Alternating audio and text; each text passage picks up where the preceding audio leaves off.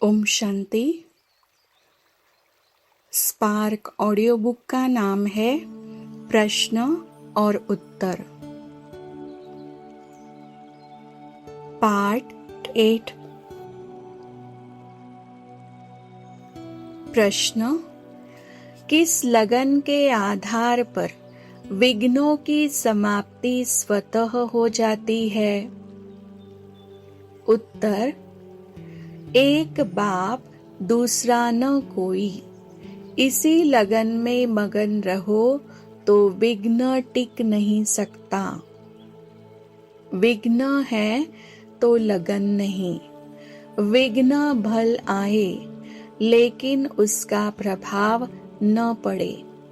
जब स्वयं प्रभावशाली आत्मा बन जाते तो किसी का प्रभाव नहीं पड़ सकता।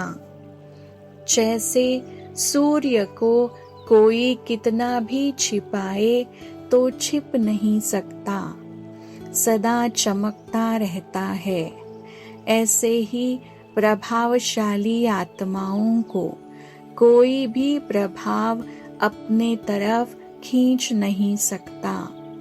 तो सदा एक बाप दूसरा न कोई, इसी लगन में मगन रहने वाले, यही विशेष संगम युग का अनुभव है। अव्यक्त वाणी डेट है 3 दिसंबर 1983।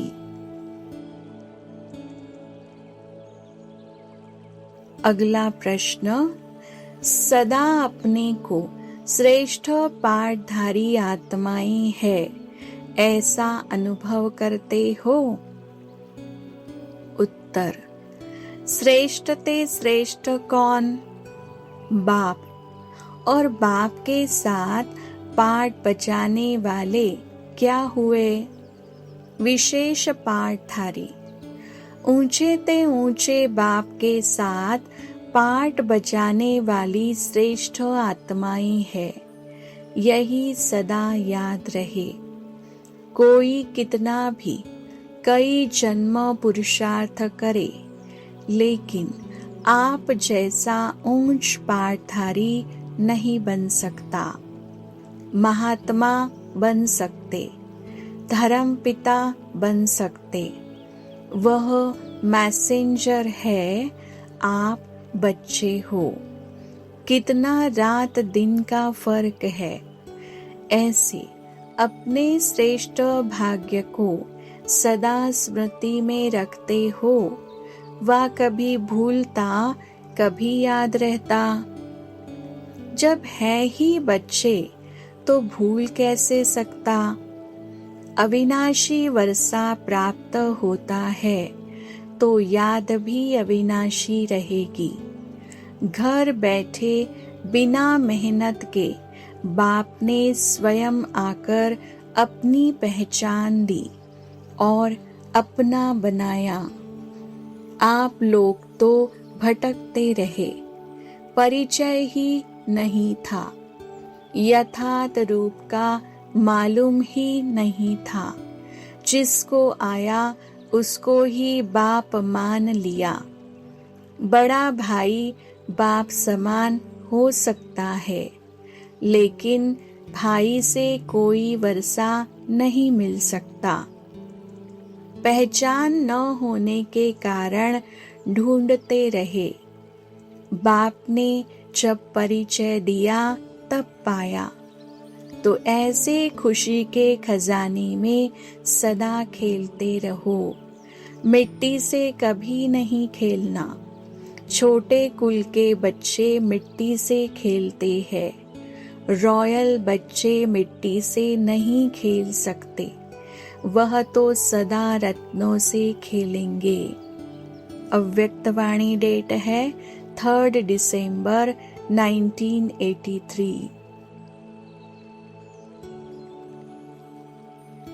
अगला प्रश्न: मायाजीत बनने का सहज साधन क्या है? उत्तर: मायाजीत बनने के लिए अपनी बुराइयों पर क्रोध करो। जब क्रोध आए तो आपस में नहीं करना, बुराइयों से क्रोध करो, अपनी कमजोरियों पर क्रोध करो, तो माया जीत सहज बन जाएंगे। अव्यक्त वाणी डेट है 7 दिसंबर 1983।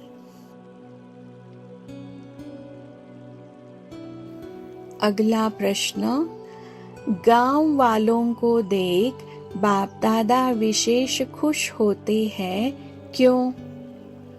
उत्तर, क्योंकि गांव वाले बहुत भोले होते हैं। बाप को भी भोलानाथ कहते हैं। जैसे भोलानाथ बाप, वैसे भोले गांव वाले। तो सदा यह खुशी रहे कि हम विशेष भोलानाथ के प्यारे हैं। अव्यक्त वाणी डेट है 7 दिसंबर 1983।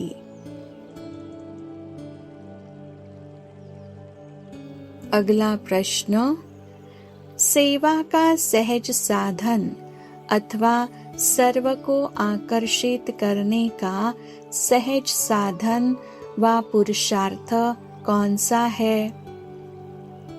उत्तर, हर्षित मुख चेहरा। जो सदा हर्षित रहता वह स्वतः ही सर्व को आकर्षित करता है और सहज ही सेवा के निमित्त भी बन जाता है। हर्षित मुखता खुशी की निशानी है। खुशी का चेहरा देख स्वतः पूछेंगे, क्या पाया, क्या मिला? तो सदा खुशी में रहो। क्या थे, क्या बन गए, इससे ही सेवा होती रहेगी। अव्यक्त वाणी डेट है 12 दिसंबर 1983।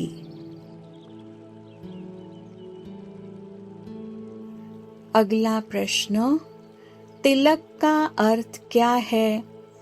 किस तिलक को धारण करो तो सदा नशे और खुशी में रहेंगे?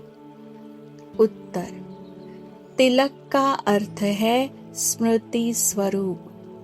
तो सदा स्मृति रहे कि हम तख्त नशीन है।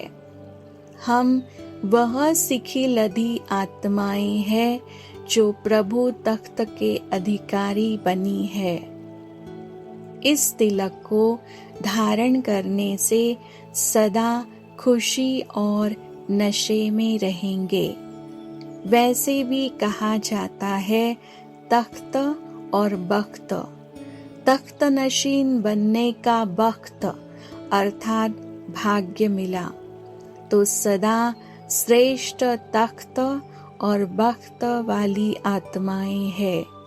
यही नशा और खुशी सदा रहे। अव्यक्त वाणी डेट है 12 दिसंबर 1983।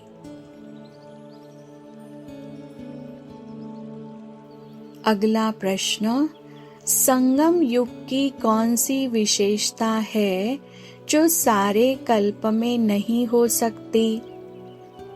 उत्तर, संगम युग पर ही हर एक को मेरा बाबा कहने का अधिकार है। एक को ही सब मेरा बाबा कहते हैं। मेरा कहना अर्थात अधिकारी बनना। संगम पर ही हर एक को एक बाप से मेरेपन का अनुभव होता है। जहाँ मेरा बाबा कहा वहाँ वर्षे के अधिकारी बन गए। सब कुछ मेरा हुआ। हद का मेरा नहीं, बेहद का मेरा। तो बेहद के मेरेपन की खुशी में रहो। अव्यक्त वाणी डेट है 14 दिसंबर 1983।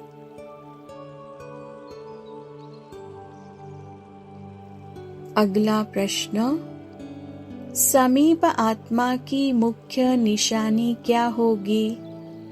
उत्तर, समीप आत्माएं अर्थात सदा बाप के समान हर संकल्प, हर बोल और हर कर्म करने वाली, जो समीप होंगे वह समान भी अवश्य होंगे। दूर वाली आत्माएं थोड़ी अंजलि लेने वाली होंगी, समीप वाली आत्माएं पूरा अधिकार लेने वाली होंगी। तो जो बाप के संकल्प, बोल वह आपके, इसको कहा जाता है समीप। अव्यक्त वाणी डेट है 14 दिसंबर 1983। प्रश्न, महातपस्या कौन सी है जिस तपस्या का बल विश्व को परिवर्तन कर सकता है? उत्तर, एक बाप दूसरा न कोई, यह है महातपस्या। ऐसी स्थिति में स्थित रहने वाले महातपस्वी हुए। तपस्या का बल श्रेष्ठ बल गाया जाता है। जो इस तपस्या में रहते, एक बाप दूसरा न कोई, उनमें बहुत बल है। इस तपस्या का बल विश्व परिवर्तन कर लेता है। हठ योगी एक टांग पर खड़े होकर तपस्या करते हैं, लेकिन आप बच्चे एक टांग पर नहीं, एक की स्मृति में रहते हो, बस एक ही एक। ऐसी तपस्या विश्व परिवर्तन कर देगी।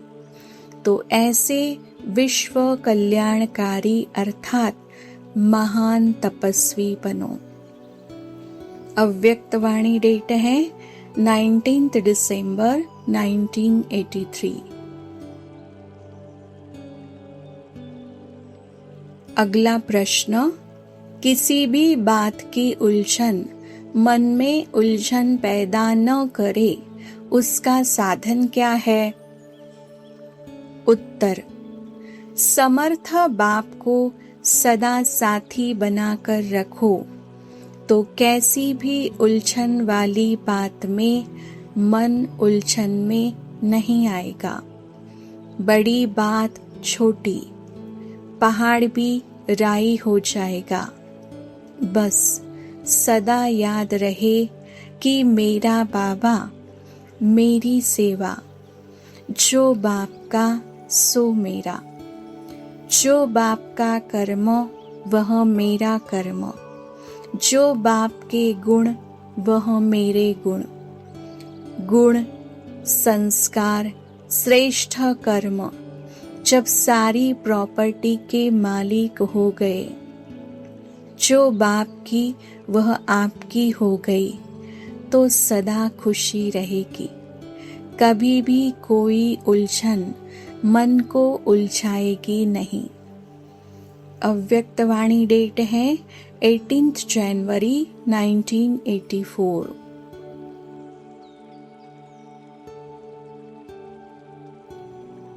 अगला प्रश्न, ऐसा पावरफुल वातावरण बनाने की युक्ति क्या है? उत्तर, स्वयं पावरफुल बनो। उसके लिए अमृत वेले से लेकर हर कर्म में अपनी स्टेज शक्तिशाली है या नहीं, उसकी चेकिंग के ऊपर और थोड़ा विशेष अटेंशन। दूसरों की सेवा में या सेवा के प्लान्स में बिजी होने से अपनी स्थिति में कहाँ-कहाँ हल्कापन आ जाता है। इसलिए यह वातावरण शक्तिशाली नहीं होता। सेवा होती है, लेकिन वातावरण शक्तिशाली नहीं होता है। इसके लिए अपने ऊपर विशेष अटेंशन रखना पड़े। कर्म और योग, कर्म के साथ शक्तिशाली स्टेज। इस बैलेंस की थोड़ी कमी है। सिर्फ सेवा में बिजी होने के कारण स्व की स्थिति शक्तिशाली नहीं रहती। जितना समय सेवा में देते हो, जितना तन मन धन सेवा में लगाती है, उसी प्रमाण 1 का लाख गुना जो मिलना चाहिए वह नहीं मिलता है। इसका कारण है कर्म और योग का बैलेंस नहीं है। जैसे सेवा के प्लान बनाते हो, पर्चे छपाते हो, टीवी रेडियो में करना है, जैसे वह बाहर के साधन बनाते हो, वैसे पहले अपनी मनसा शक्तिशाली का साधन विशेष होना चाहिए। यह अटेंशन कम है। फिर कह देते हो बिजी रहे, इसलिए थोड़ा सा मिस हो गया। फिर डबल फायदा नहीं हो सकता। अव्यक्त वाणी डेट है 24 फरवरी 1984।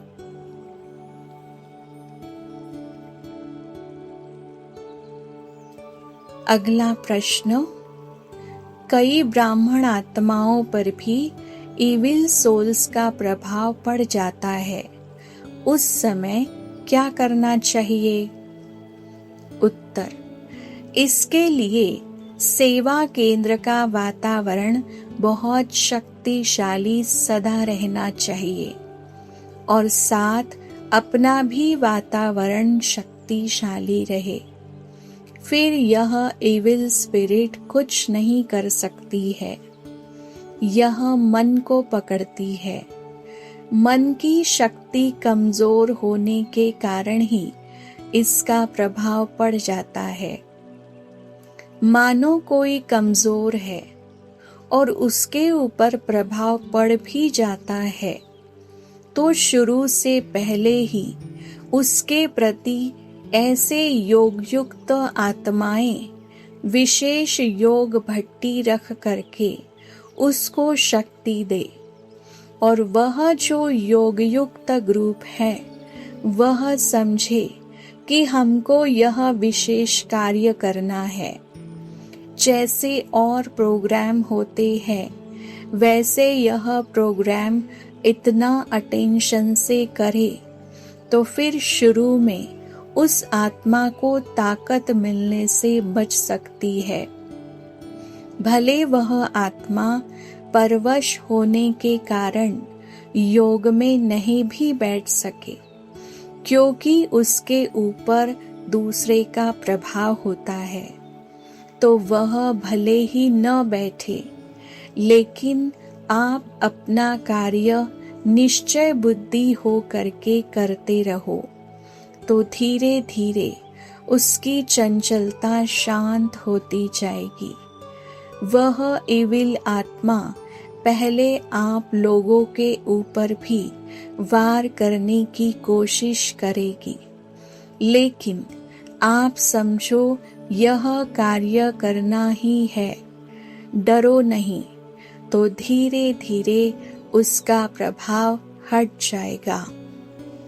अव्यक्त वाणी डेट है 24 फरवरी 1984।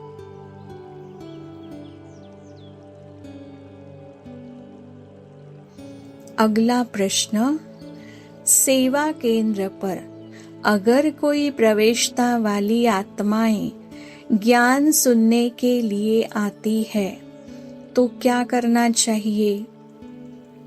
उत्तर, अगर ज्ञान सुनने से उसमें थोड़ा सा भी अंतर आता है या सेकंड के लिए भी अनुभव करती है, तो उसको उल्लास में लाना चाहिए।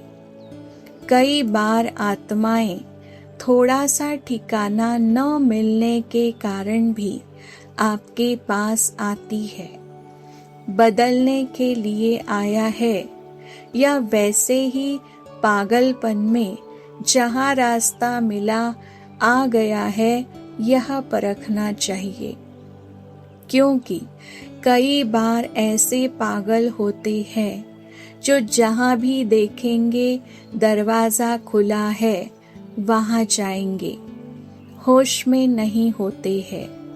तो ऐसे भी कई आएंगे, लेकिन उसको पहले परखना है, नहीं तो उसमें टाइम वेस्ट हो जाएगा। बाकी कोई अच्छे लक्ष्य से आया है, परवश है, तो उसको शक्ति देना आपका काम है। लेकिन ऐसी आत्माओं को कभी भी अकेले में अटेंड नहीं करना। कुमारी कोई ऐसी आत्मा को अकेले में अटेंड न करे, क्योंकि कुमारी को अकेला देख पागल का पागलपन और निकलता है। इसलिए ऐसी आत्माएं अगर समझते हो योग्य है तो उन्हें ऐसा टाइम दो जिस टाइम 2-3 और हो, या कोई जिम्मेवार कोई बुजुर्ग ऐसा हो तो उस समय उसको बुलाकर बिठाना चाहिए, क्योंकि जमाना बहुत गंदा है और बहुत बुरे संकल्प वाले लोग हैं। इसलिए थोड़ा अटेंशन रखना भी जरूरी है। इसमें बहुत क्लियर बुद्धि चाहिए। क्लियर बुद्धि होगी तो हर एक के वाइब्रेशन से कैच कर सकेंगे कि यह किस एम से आया है। अव्यक्तवाणी डेट है 24 फरवरी 1984।